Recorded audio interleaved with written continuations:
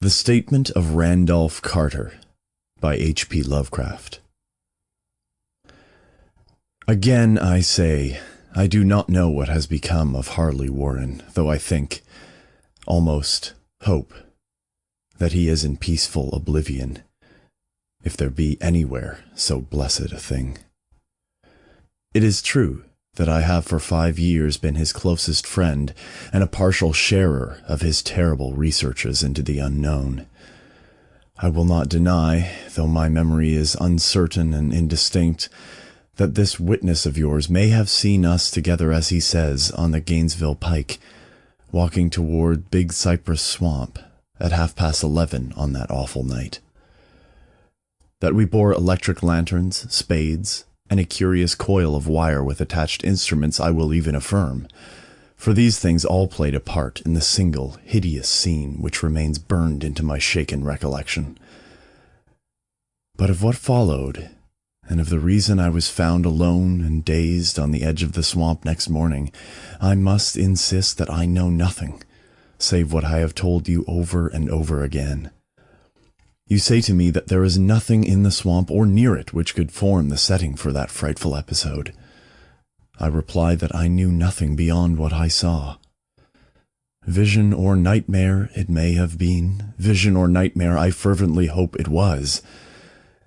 Yet it is all that my mind retains of what took place in those shocking hours after we left the sight of men. And why Harley Warren did not return, he or his shade, or some nameless thing I cannot describe, alone can tell. As I have said before, the weird studies of Harley Warren were well known to me, and to some extent shared by me. Of his vast collection of strange, rare books on forbidden subjects, I have read all that are written in the languages of which I am master, but these are few as compared with those in languages I cannot understand.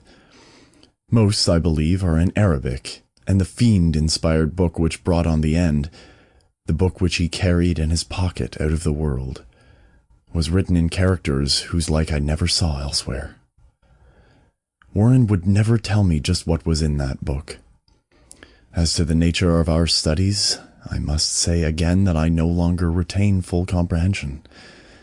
It seems to me rather merciful that I do not, for they were terrible studies, which I pursued more through reluctant fascination than through actual inclination.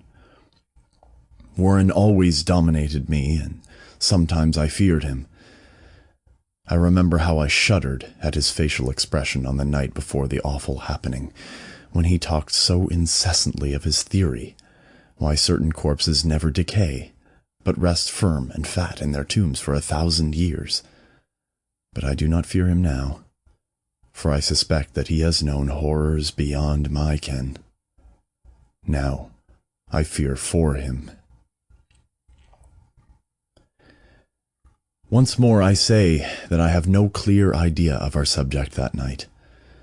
Certainly it had much to do with something in the book which Warren carried with him, that ancient book in undecipherable characters which had come to him from India a month before, but I swear I do not know what it was that we expected to find.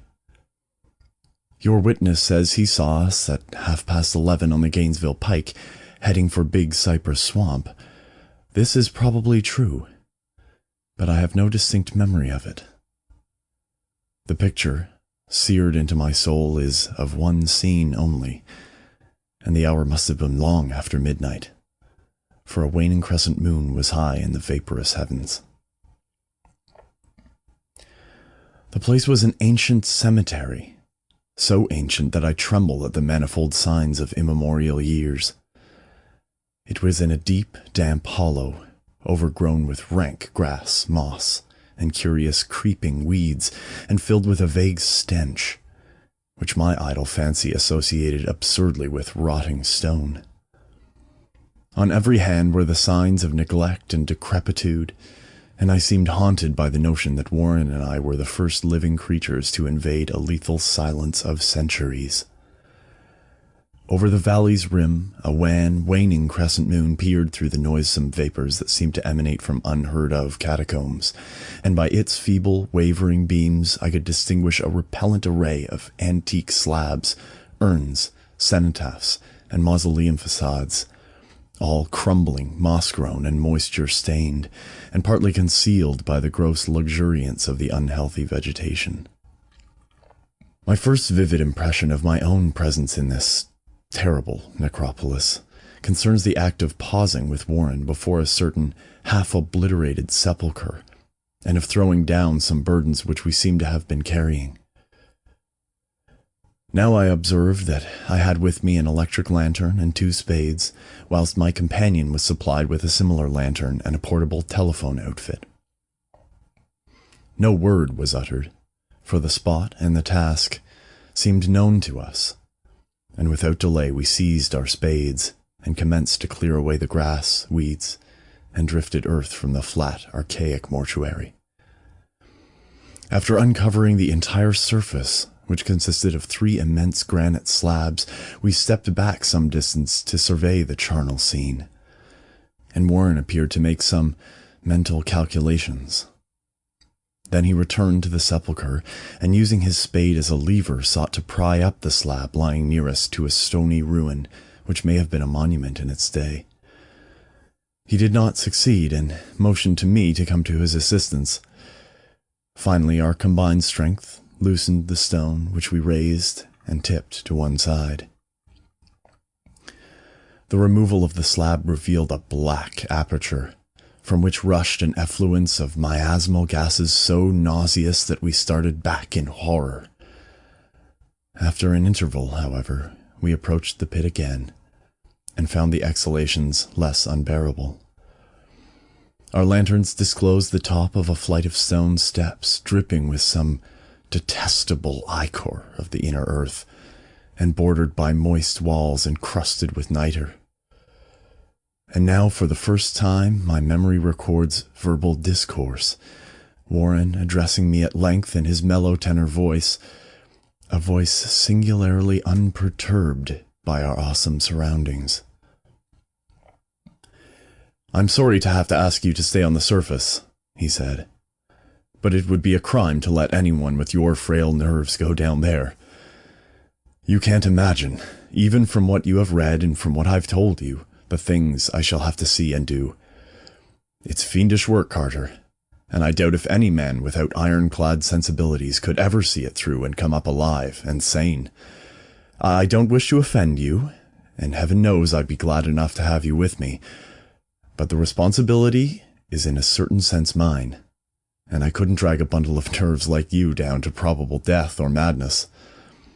I tell you, you can't imagine what the thing is really like. But I promise to keep you informed over the telephone of every move. You see, I have enough wire here to reach the center of the earth and back." I can still hear in memory those coolly spoken words, and I can still remember my remonstrances. I seemed desperately anxious to accompany my friend into those sepulchral depths, yet he proved inflexibly obdurate. At one time he threatened to abandon the expedition if I remained insistent, a threat which proved effective, since he alone held the key to the thing. All this I can still remember, though I no longer know what manner of thing we sought. After he had obtained my reluctant acquiescence in his design, Warren picked up the reel of wire and adjusted the instruments.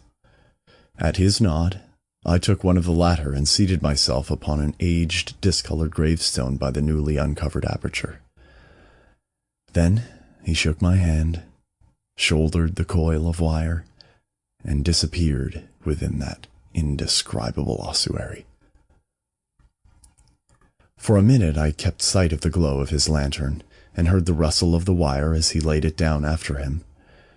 But the glow soon disappeared abruptly, as if a turn in the stone staircase had been encountered, and the sound died away almost as quickly. I was alone, yet bound to the unknown depths by those magic strands whose insulated surface lay green beneath the struggling beams of that waning crescent moon. I constantly consulted my watch by the light of my electric lantern, and listened with feverish anxiety at the receiver of the telephone. But for more than a quarter of an hour heard nothing. Then, a faint clicking came from the instrument, and I called down to my friend in a tense voice. Apprehensive as I was nevertheless unprepared for the words which came up from that uncanny vault in accents more alarmed and quivering than any I had heard before from Harley Warren. He who had so calmly left me a little while previously now called from below in a shaky whisper more portentous than the loudest shriek. God, if you could see what I am seeing. I could not answer. Speechless, I could only wait. Then came the frenzied tones again.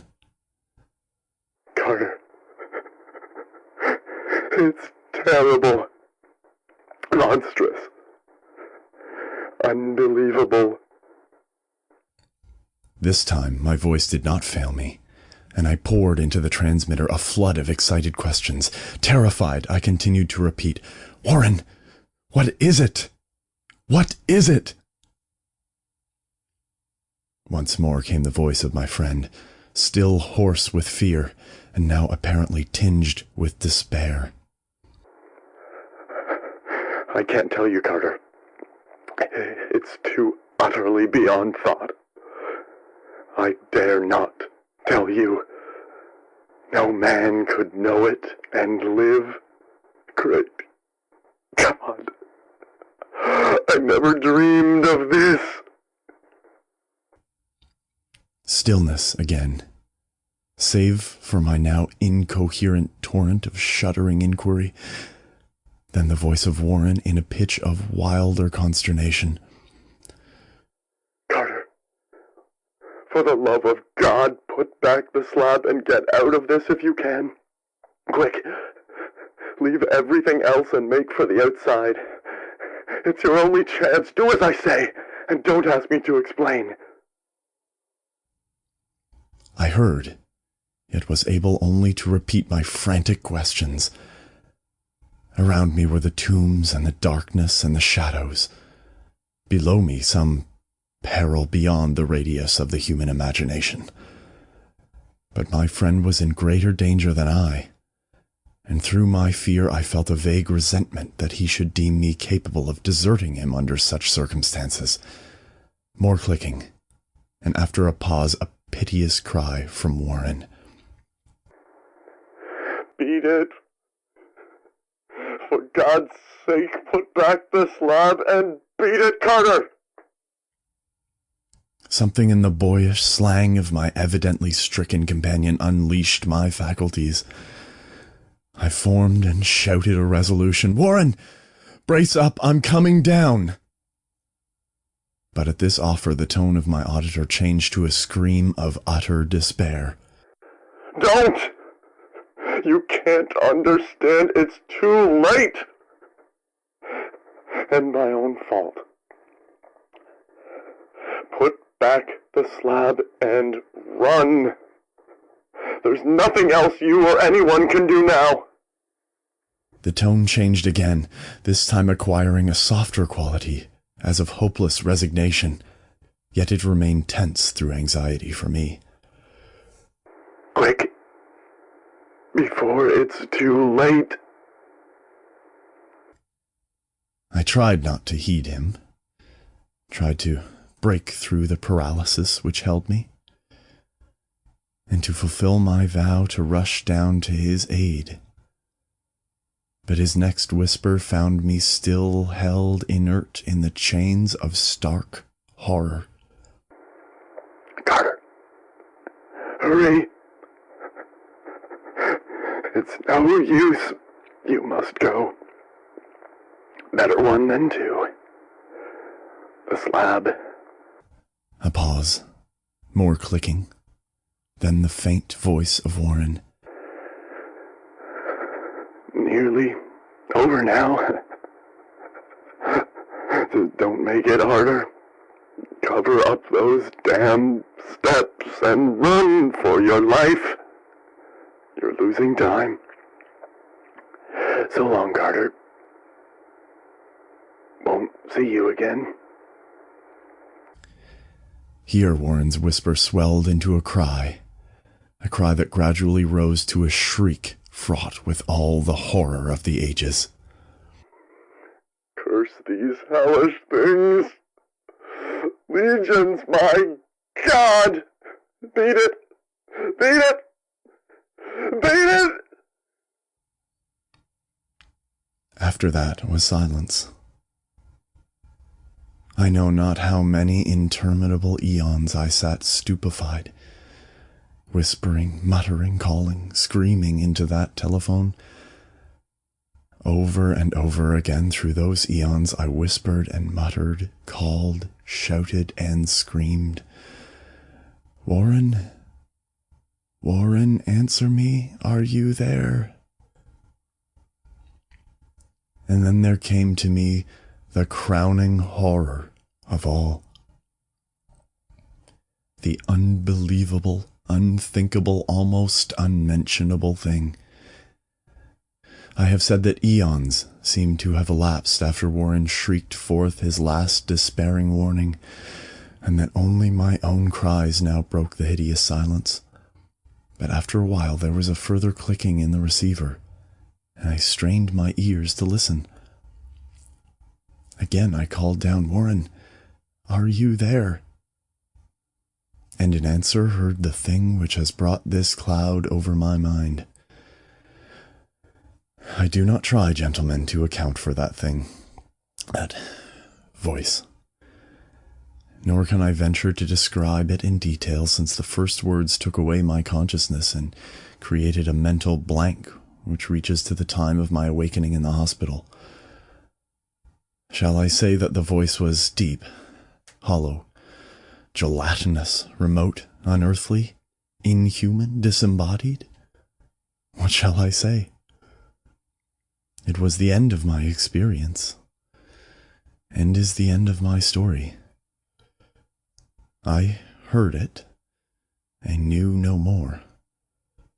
Heard it, and as I sat petrified in that unknown cemetery in the hollow, amidst the crumbling stones and the falling tombs, the rank vegetation and the miasmal vapors, heard it well up from the innermost depths of that damnable open sepulchre, as I watched amorphous, necrophagous shadows dance beneath an accursed waning moon. And this is what it said. You fool. Warren is dead. End of The Statement of Randolph Carter